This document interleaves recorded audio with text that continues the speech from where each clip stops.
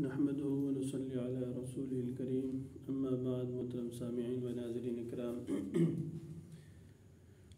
موجودہ دور کے اندر جیسا کہ ہر طرف پریشانی ہے، لوٹ مار کا بازار گرم ہے، ڈکیٹی ہے، دہشت گردی ہے اور قتل و غارت کا بازار ہر طرف گرم ہے۔ چنانچہ ہم نے سوچا کہ آپ کے سامنے اس کے متعلق گفتگو کریں کہ سب سے پہلے اس قتل و غارت کی ابتدا کب سے ہوئی اور سب سے پہلے روئے زمین پر اس کی بنیاد ڈالنے والا اور سب سے پہلا قتل کرنے والا انسان کون تھا۔ چنانچہ ہم آپ کے سامنے آج اس کے متعلق اس کی تھوڑی سی ہسٹری اور سٹوری آپ کے سامنے عرض کرنا چاہتے ہیں کہ سب سے پہلے قتل کی بنیاد کس نے ڈالی اور اس کا وبال قیامت تک کیسے پڑا۔ آج تک بھی ہم اس کے اثرات دیکھ رہے ہیں۔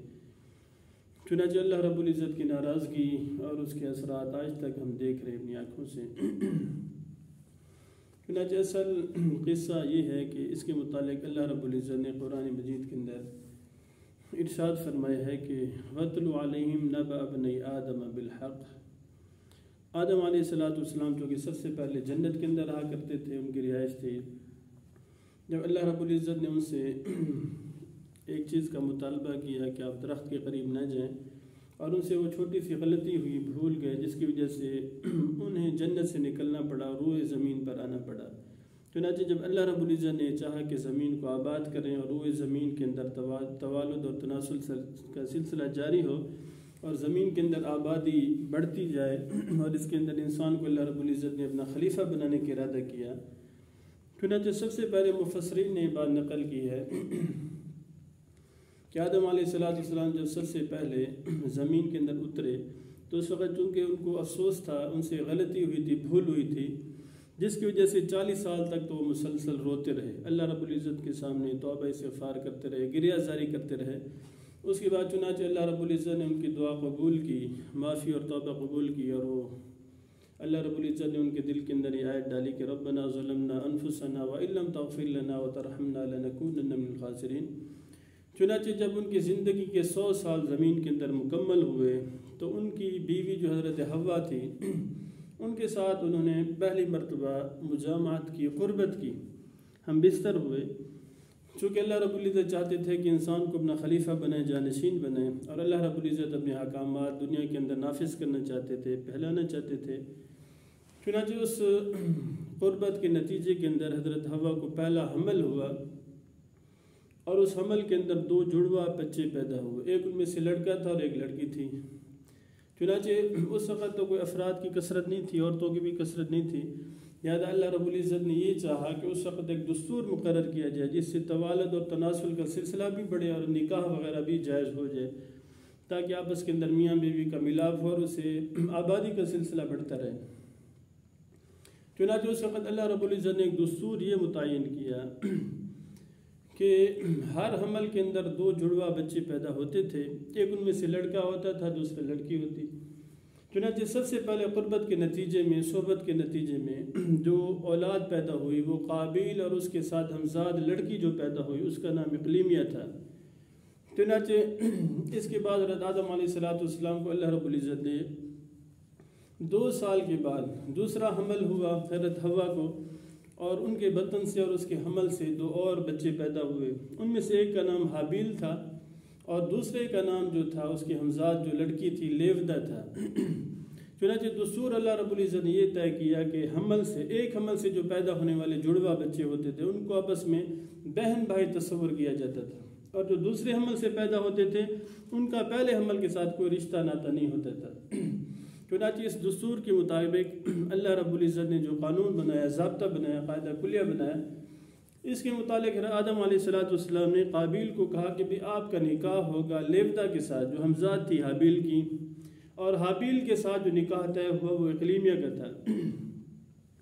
لیکن اس فیصلے پر قابیل راضی نہ ہوا، اور اس کی وجہ تھی کہ اس کے ساتھ جو پیدا ہونے والی لڑکی تھی ہمزاد،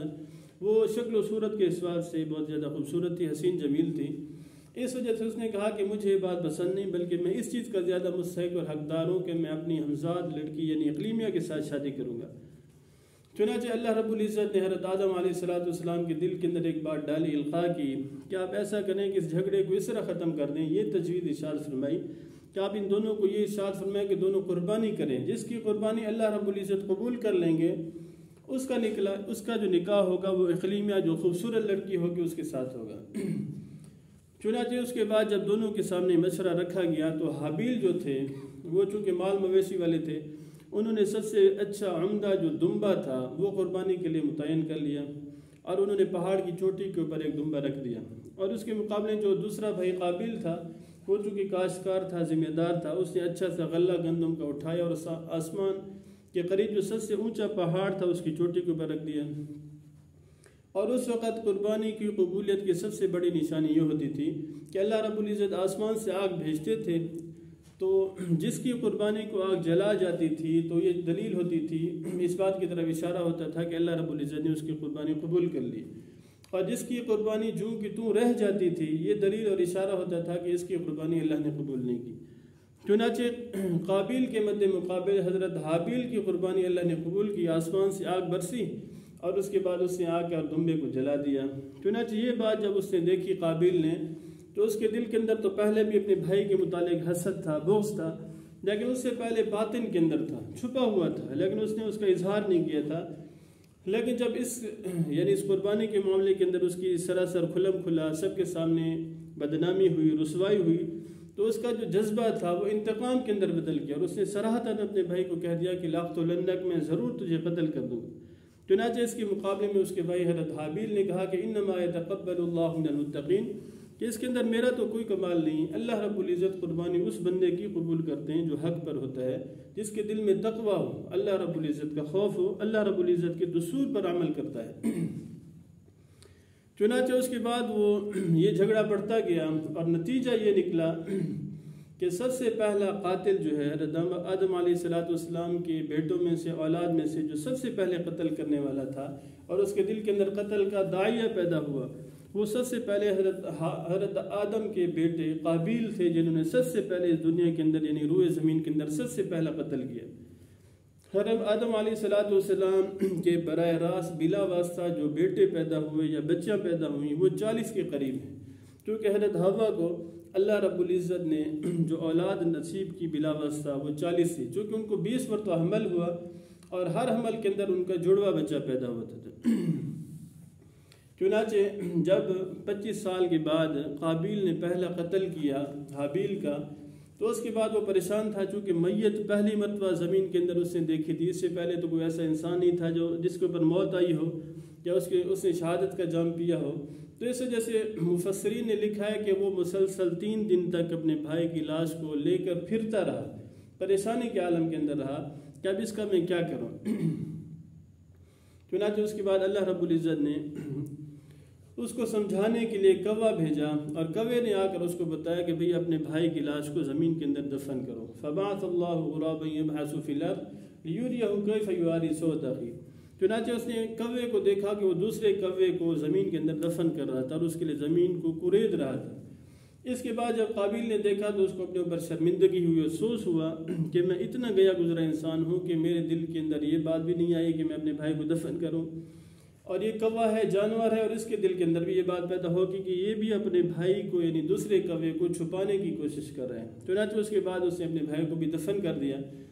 تو اس سے پتہ چلا کہ سب سے پہلا جو روئے زمین پر قتل ہوا آدم علیہ السلام کے پہلے بیٹے قابیل نے کیا، اور قتل کس چیز پر ہوا؟ عورت کے معاملے میں ہوا۔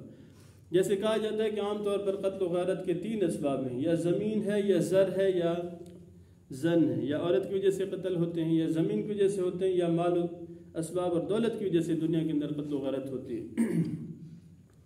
چنانچہ اللہ رب العزت نے حضرت آدم علیہ السلام کی زندگی کے اندر ان کے اولاد بالواسطہ اور بلا واسطہ 40,000 تک پہنچ چکی تھی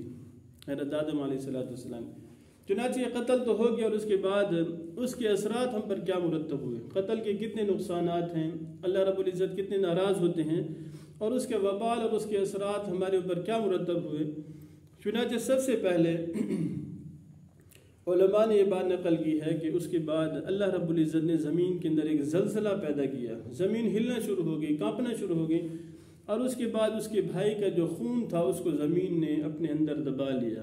اور دفن کر دیا۔ اس کے بعد اللہ رب العزت نے قابیل سے پوچھا، غیبی آواز آئی کہ آپ نے اپنے بھائی کے ساتھ کیا کیا؟ اس نے کہا مجھے تو کوئی پتہ نہیں ہے، ما انا علیکم بحفیظ، میں اس کا نگران اور نگہبان تو نہیں ہوں۔ چنانچہ اللہ رب العزت نے اس کو یہ بتایا کہ آپ کے بھائی کا خون زمین کے اندر سے مجھے پکار رہا ہے اور اپنے حق کا مطالبہ کر رہا ہے کہ بھیا یہ زمین قتلک، کہ مجھے کس جرم کے اندر آپ نے قتل کر دیا ہے۔ چنانچہ حضرت عباس رضی اللہ تعالیٰ، حضرت عبداللہ ابن عباس رضی اللہ تعالیٰ فرماتے ہیں کہ حضرت آدم علیہ السلام نے جب اپنے بیٹے قابیل سے پوچھا کہ آپ نے اپنے بھائی کا کیا کیا، اس کے ساتھ کیا معاملہ پیش آیا، چنانچہ اس نے کہا کہ میں تو نگران نہیں تھا، اس کا نگہبان نہیں تھا۔ چنانچہ آدم علیہ السلام کو پتہ چل چکا تھا کہ اس نے اپنے بھائی کو قتل کر دیے۔ چنانچہ اس کا نتیجہ اور اثر یہ مرتب ہوا کہ قابیل کا جو جسم تھا وہ کالا پڑ چکا تھا، بالکل سرخ ہو چکا تھا، کالا ہو چکا تھا۔ اللہ رب العزت کا سب سے پہلا جو اس پر عذاب نازل ہوا وہ یہ تھا۔ چنانچہ اس کے بعد آدم علیہ السلام نے اپنے بیٹے سے ناراضگی کی وجہ سے 100 سال تک گفتگو نہیں کی، ناراض ہو گئے تھے۔ اور عبداللہ ابن عباس رضی اللہ عنہ فرماتے ہیں کہ آدم علیہ السلام سب سے پہلے مکہ میں تھے، لیکن آدم علیہ السلام نے جہاں وہاں پر مکہ کے اندر عجیب و غریب چیزیں دیکھی تو انہوں نے وہاں سے ہجرت کی۔ سب سے پہلے کہنے اس قتل کا عذاب اور وبال یہ نازل کیا کہ اس سے پہلے کھانا پینا یہ جلتا نہیں تھا، خراب نہیں ہوتا تھا، گلتا نہیں تھا، سڑتا نہیں تھا، اس سے بو پیدا نہیں ہوتی تھی۔ چنانچہ اس کے بعد آدم علیہ السلام نے محسوس کیا کہ کھانا جیسے رکھ دیا جاتا تھا، گرمی ہو جاتی تھی تو تھوڑی دیر کے بعد وہ خراب ہو جاتا تھا، اس کے اندر بدبو پیدا ہو جاتی تھی۔ اور اسی طرح دوسرا اثر یہ پڑا کہ وہ پھل جو میٹھے ہوا کرتے تھے، آدم علیہ السلام نے خود اپنی آنکھوں سے مشاہدہ کیا کہ اس کے اندر ترشری پیدا ہو گئی، وہ کھٹے ہو چکے تھے یا کڑوے ہو چکے تھے۔ اور اسی طرح وہ درخت جس سے پتے اگا کرتے تھے اور اس سے لوگ سایہ حاصل کرتے تھے، اس سے کانٹے اگنا شروع ہو گئے۔ اور ایک عذاب یہ انہوں نے خود اپنی آنکھوں سے دیکھا کہ پانی پہلے میٹھا ہوا کرتا تھا، اس کے بعد کیا نمکین ہو گیا، شور ہو گیا۔ اور اسی طرح زمین پہلے صاف شفاف ہوا کرتی تھی، لیکن اس کے بعد زمین کے اندر گرد پیدا ہو گئی، غبار پیدا ہو گئی۔ چنانچہ آدم علیہ السلام نے جب یہ چیزیں دیکھی تو انہوں نے مکہ کو چھوڑ کر ہندوستان کی طرف ہجرت کی، اور انہوں نے یہ خود ارشاد فرمایا کہ مجھے پتہ چلتا ہے کہ زمین کے اوپر کوئی ایسا بڑا گناہ ہوا ہے جس کی وجہ سے اللہ رب العزت نے اتنے بڑے عذاب ہم پر مسلط کر دی۔ چنانچہ ایک قتل کی وجہ سے یہ اثرات ہیں، وبال ہیں جو شروع سے قیامت تک چلتے رہیں گے۔ آج بھی دیکھ لیں کہ ساری چیزیں ہم اپنی آنکھوں سے دیکھ رہے ہیں۔ چنانچہ حضرت عبداللہ ابن مسعود رضی اللہ تعالیٰ عنہ فرماتے ہیں کہ دنیا قائم، جب تک دنیا قائم ہے، قیامت تک جتنے قتل ہوتے رہیں گے اس کے گناہوں کو، اس کے وبال کو 2 حصوں میں تقسیم کیا جائے گا۔ ایک حصہ قابیل کے سر ڈالا جائے گا، دوسرا قاتل کے اوپر ڈالا جائے گا، کیونکہ سب سے پہلے بنیاد اس نے رکھی۔ حدیث شریف کے اندر آتا ہے کہ آپ نے فرمایا کہ من دل علی خیر فلہ اجر مثلہ ومن دل علی شر فلہ اجر مثلہ۔ جو آدمی کسی بھلائی کی بنیاد رکھتا ہے تو بھلائی کو دیکھ کر جتنے لوگ بھلائی کے راستے پر آئیں گے تو بھلائی کی بنیاد رکھنے والے کو بھی اتنا اسی کے بقدر ثواب ملے گا۔ اور جو آدمی بھی برائی کا راستہ اختیار کرتا ہے اور اس کے لیے راہ ہموار کرتا ہے، بنیاد اس کی ڈالتا ہے، تو قیامت تک جتنے لوگ اس کے دیکھا دیکھی چلتے رہیں گے، برائی پر آمادہ ہوتے رہیں گے، تو برائی کی بنیاد ڈالنے والے اور اس کے راستے کو ہموار کرنے والے پر بھی اس کا وبال پڑتا رہے گا۔ چنانچہ حدیث کے اندر آتا ہے کہ حضرت براء بن عازب رضی اللہ تعالیٰ عنہ فرماتے ہیں کہ اللہ رب العزت کے ہاں زمین اپنی جگہ سے ہل جائے، آسمان زمین بوس ہو جائے، ستارے اپنی جگہ سے ٹوٹ کر بکھر جائے، منتشر ہو جائے، پوری زمین نیست و نابود ہو جائے، درہم برہم ہو جائے سارا نظام، اللہ رب العزت کے ہاں یہ آسان اور اہون ہے، ہلکا ہے بنسبت اس کے کہ ایک کسی مسلمان کا ناحق قتل کر دیا جائے یا اسے قتل کر دیا جائے یا اسے مار دیا جائے یا اس پر ظلم کیا جائے۔ اللہ رب العزت کے ہاں یہ بات بہت بھاری ہے۔ چنانچہ ایک روایت کے اندر آتا ہے کہ اگر آپ صلی اللہ علیہ وسلم نے فرمایا کہ اگر کسی ایک مسلمان کو قتل کرنے کے اندر ساری دنیا شریک ہو جائے تو اللہ رب العزت ان سب کو بھی جہنم کے اندر ڈال دیں گے۔ اور اسی طرح عبداللہ ابن عمر رضی اللہ عنہ فرماتے ہیں کہ میں نے اپنی آنکھوں سے دیکھا کہ آپ صلی اللہ علیہ وسلم بیت اللہ کا طواف کر رہے تھے اور اس کے ارد گرد چکر لگا رہے تھے، اور آپ صلی اللہ علیہ وسلم یہ ارشاد فرما رہے تھے کہ مکہ تو کتنی عظمت والا ہے، تیری خوشبو کتنی عمدہ ہے، تو کتنا پاکیزہ ہے، تیری عزت کیا ہے، تیرا مقام کیا ہے، تو کتنی شان والا، عظمت والا، شوکت والا ہے۔ لیکن یہ ہے کہ آپ نے فرمایا کہ قسم ہے اس ذات کی جس کے قبضے میں میری جان ہے، آپ صلی اللہ علیہ وسلم نے فرمایا کہ ایک مسلمان کی عزت، آبرو اور جان تیری حرمت سے بھی زیادہ قیمتی ہے۔ چنانچہ دیکھیں اگر کوئی انسان بیت اللہ کے اوپر حملہ کرنا چاہے تو سارے لوگ اس کی مخالفت کرتے ہیں، لیکن اگر ایک مسلمان کا خون بہا دیا جائے تو اس کے لیے کوئی بھی آواز اٹھانے کے لیے تیار نہیں ہے۔ آج اللہ معاف کرے مسلمان کا خون اتنا قیمتی، اتنا سستا ہو چکا ہے کہ 100 روپے کی خاطر قتل کر دیا جاتا ہے، یا ایک موبائل لینے کے لیے انسان کو قتل کر دیا جاتا ہے، یا ایک عورت سے خواہش پورا کرنے کے لیے اس کو قتل کر دیا جاتا ہے، مار دیا جاتا ہے۔ تو محترم دوستو، اللہ رب العزت کی ہاں قتل کرنا بہت بڑا نقصان ہے اور بہت بڑا اس کا گناہ ہے۔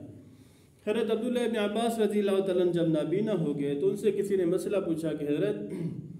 اگر کوئی انسان قتل کر دے مسلمان کا تو اس کے متعلق آپ کیا کہتے ہیں؟ چنانچہ انہوں نے فرمایا کہ اللہ رب العزت نے فرمایا کہ وَمَن يَقْتُلْ مُؤْمِنًا مُتَعَمِّدًا فَجَزَاؤُهُ جَهَنَّمُ خَالِدًا فِيهَا وَغَضِبَ اللَّهُ عَلَيْهِ وَلَعَنَهُ وَأَعَدَّ لَهُ عَذَابًا عَظِيمًا۔ پھر عبداللہ ابن عباس نے فرمایا کہ جو آدمی بھی کسی مسلمان کو جان بوجھ کر قتل کرتا ہے اس کا بدلہ اور اس کی سزا یہ ہے کہ اس کے بدلے میں اللہ رب العزت اس کو ہمیشہ ہمیشہ جہنم میں ڈالیں گے، اور اللہ رب العزت اس کے اوپر ناراض ہو جاتے ہیں اور اس کے اوپر لعنت بھیجتی ہیں، اور اس کے اوپر اللہ رب العزت نے اس کے لیے بہت بڑے عذاب تیار کر کے رکھے ہیں۔ چنانچہ اس کے مقابلے میں اس نوجوان نے کہا کہ حضرت اگر وہ نیکی کر لے، توبہ کر لے، تو آپ نے فرمایا کہ تیرے اوپر تیری ماں روئے۔ آپ نے فرمایا تجھے پتہ نہیں ہے کہ قیامت کے دن مظلوم ظالم کی گردن پکڑ کر، یعنی مقتول قاتل کی گردن پکڑ کر اللہ رب العزت کے سامنے پیش ہوگا، اور اس حالت کے اندر ہوگا کہ اس کے جسم سے خون بہہ رہا ہوگا۔ اللہ رب العزت سے فریاد کرے گا، مطالبہ کرے گا کہ اللہ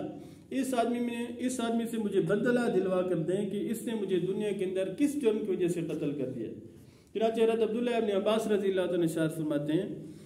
کہ آپ نے فرمایا کہ یہ آج میں نے آپ صلی اللہ علیہ وسلم سے سنی، اور یہی عذاب اور یہی وبال آپ صلی اللہ علیہ وسلم نے ہمارے سامنے بیان کیا، اور اس کے بعد اس آیت کو منسوخ کرنے والی کوئی آیت موجود نہیں۔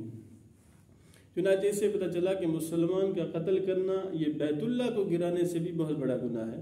لہٰذا آپ صلی اللہ علیہ وسلم نے فرمایا کہ جو آدمی ظالم کے ساتھ کھڑا ہوگا، یعنی جو بھی قتل کرے گا، یا اس کے لیے جیسے قرآن کے اندر آتا ہے کہ آپ نے فرمایا کہ من اجل ذالک کتبنا علی بنی اسرائیل انہ من قتل نفسا بغیر نفس او فساد فی الارض فکانما قتل الناس جميعا۔ آپ نے فرمایا کہ جس نے کسی بھی مسلمان کو قتل کر دیا اس نے گویا کہ ساری انسانیت کو قتل کر دیا، اور جس نے کسی ایک مسلمان کو بچا لیا تو اس نے گویا کہ ساری انسانیت کو بچا لیا۔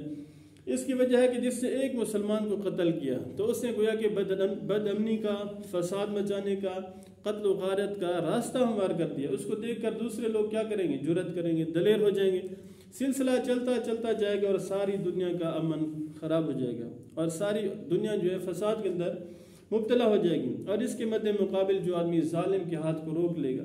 یا مظلوم کو بچا لے گا، کوئی آدمی آپ کے سامنے دیوار ہے، دیوار اس کے اوپر گر رہی تھی، آپ نے اس کو بچا لیا۔ کوئی آدمی ایسا تھا کہ وہ ڈوب رہا تھا، آپ نے اس کو ڈوبنے سے بچا لیا۔ کوئی آدمی ایسا تھا بھوکا تھا، مر رہا تھا، لیکن آپ نے اس کو کھانا کھلا دیا۔ تو اس کا مطلب یہ ہے کہ آپ نے ساری انسانیت کو بچا لیا، اس لیے کہ جب آپ نے ظالم کا ساتھ نہیں دیا، مظلوم کا ساتھ دیا، تو اس کا مطلب یہ ہے کہ آپ نے ساری انسانیت کو زندہ رکھنے کے لیے، امن پیدا کرنے کے لیے ایک راہ ہموار کی۔ لہذا اس کے ساتھ اللہ رب العزت آپ کو وہ اجر و ثواب عطا کریں گے کہ جو آپ اس کا تصور بھی نہیں کر سکتے۔ تو دعا کریں کہ اللہ رب العزت ہم سب مسلمانوں کو آپس میں اتحاد اور اتفاق کے ساتھ رہنے کی توفیق عطا فرمائے، اور قتل و غارت اور بد امنی اور فساد سے، بے امنی سے ہمیں محفوظ فرمائے۔ وآخر دعوانا الحمدللہ رب العالمین۔